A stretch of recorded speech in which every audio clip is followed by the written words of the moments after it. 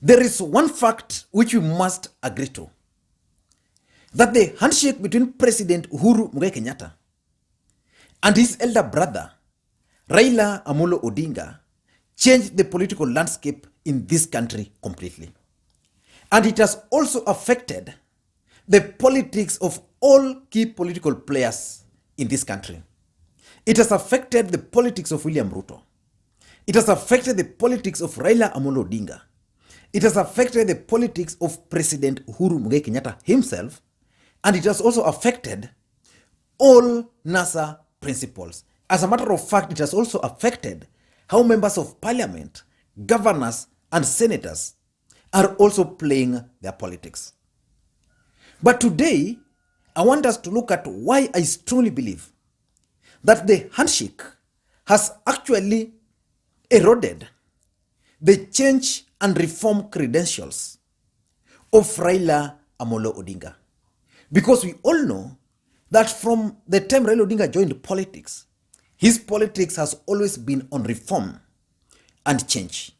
But before we go into those details, if you're bumping on this video for the first time, I want you to just take a second or two and hit the subscribe button so that next time we produce a video like this one, you get notified.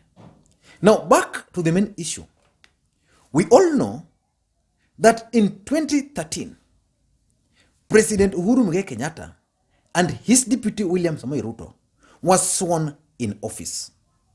And after taking over, three things became synonymous with Jubilee government: impunity, corruption, and tribalism. And it was understandable because Jubilee at that time was basically about two tribes.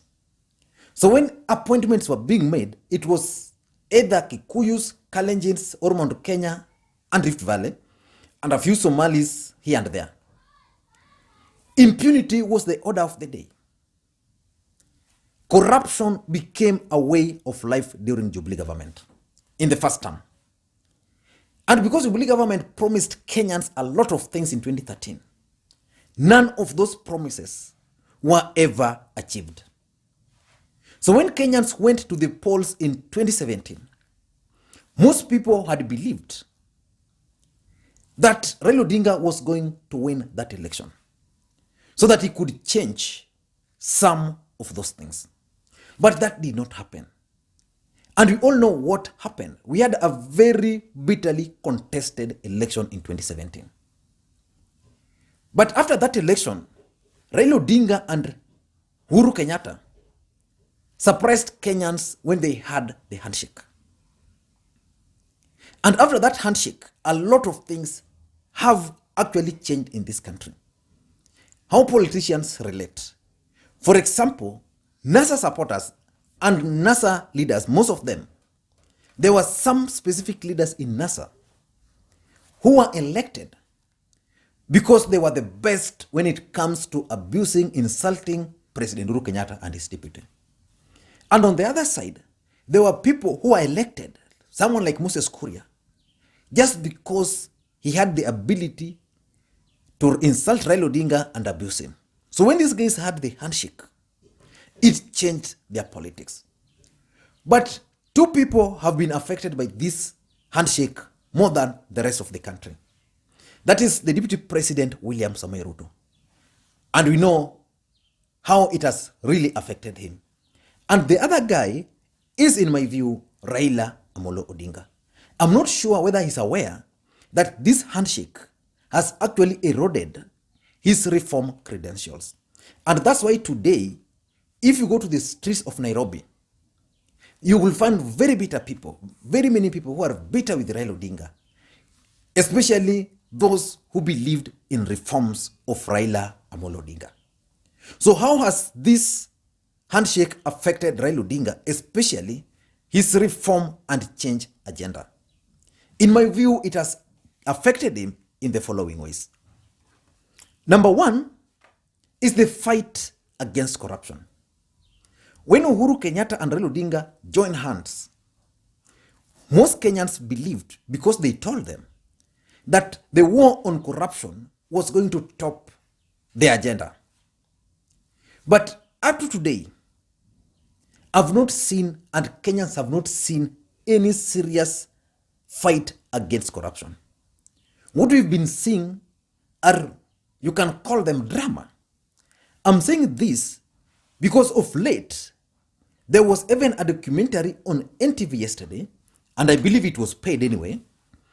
But in that documentary, they were highlighting people who have been saved from being arrested and prosecuted simply because these guys are supporting the handshake. And because corruption is supposed to be a campaign agenda, Raila Odinga will not get the opportunity to use the fight against corruption as a campaign agenda unless he's going to change how this war on corruption is going to be done. I know Raila Odinga is not part of Jubilee government. He just had the handshake. But the war on corruption is being lost in this country. And if there's the one big problem this country must address, then it's the issue of corruption. We are losing so much money to corruption at the national level. Take SGR, for example. Take even the health equipments, medical equipments. We are losing a lot of money at the county levels. You go to ODM strongholds, because Raila Odinga is now friend to President Uhuru Kenyatta. You'd expect Raila Odinga to use that friendship to ensure that governors from his area are not corrupt. But you can count any other county government in Luo Nyanza and in any other ODM stronghold. There are corruption, but nothing is happening. There's not even an attempt to fight corruptions in some of those counties. And because of that, Raila Odinga will face a hell of problem trying to convince people that he can fight corruption. While in the last elections, that was one of his forte. Remember, someone like David Indi, when he was with Raila Odinga, how he was exposing some of these corruption scandals, mega scandals in this government. Today, Raila Odinga is silent. It can be you can understand him, but it's going to affect him in 2022. So that's one area where people feel that this handshake is doing him a disservice. Number two is justice to the victims of post-election violence. In 2017, many NASA supporters were maimed. Some hata walikufa. Why? Because they were coming from a region perceived to be Raila Odinga's stronghold. So many of them. You can talk of Baby Pendo, a case in Kisumu.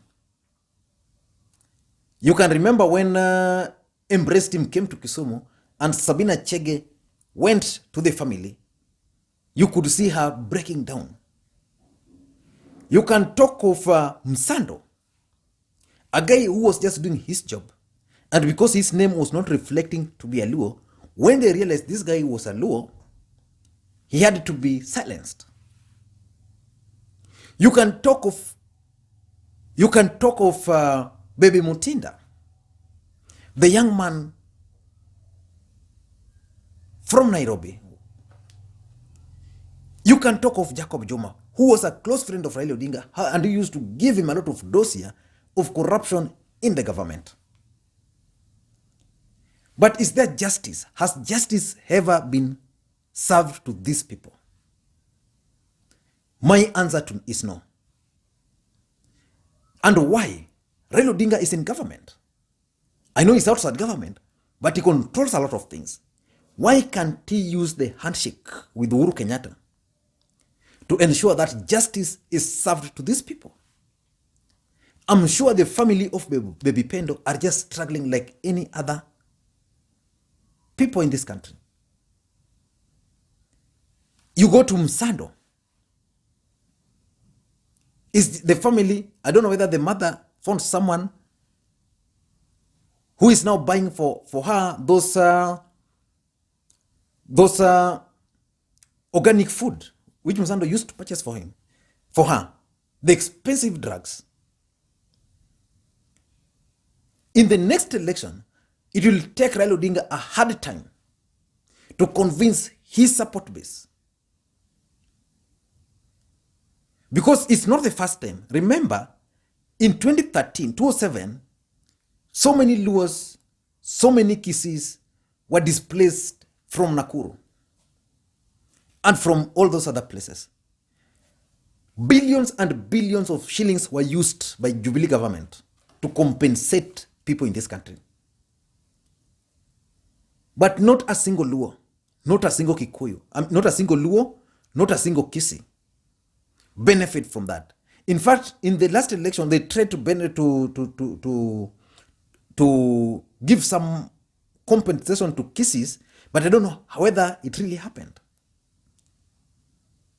So the justice to the victims is something which I also believe is eroding Raila Odinga reform credentials. Because if he truly believes in reforms, then he must fight for the rights of these people.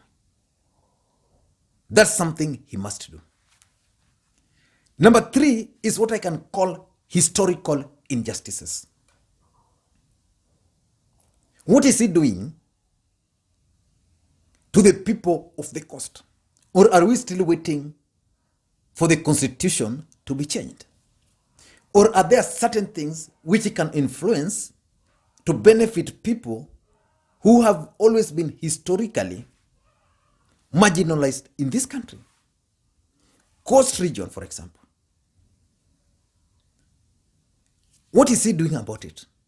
And is he talking some of these things with the ordinary people in those grounds? Because we can say that the Building Bridges initiative is going to address these issues. But will Kenyans be convinced that some of these things could not be addressed when these guys were in power, but will only be addressed after the Building Bridges initiative? I don't know what you think. Number 4 is governance allied to Raila Odinga. There are disgrace.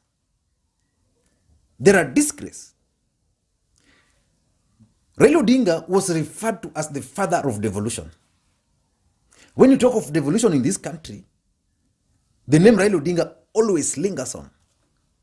So there's no way you can talk of devolution in Kenya without Raila Odinga. So counties where ODM and NASA are controlling ought to have been case studies. But what's happening? Still, services not rendered, corruption still everywhere, and many other things. Take, for example, Homa Bay. Nothing is happening in Homa Bay. Take, for example, Kisumu today. The healthcare system has collapsed. I know in Kilifi a lot is going on, and I appreciate Governor Kingi for that. Because I know Kilifi is the only county in this country which voted for ODM. From MCS, MPs, Senator, Governor, Women Rep. So it should be a model county. It's doing a lot. Like even today I've seen him launching in improving the states of the roads to bitumen standards. But what of other counties where NASA or ODM specifically are controlling? Because if some of these governors were to deliver, then it would take Raila Odinga easy time campaigning. And lastly, characters around Raila Odinga. Of late, there are characters, some characters, I'm not going to name names, who are around Raila Odinga. They are questionable. Remember, even people like Don Bosco Gechana, Zahir Janda,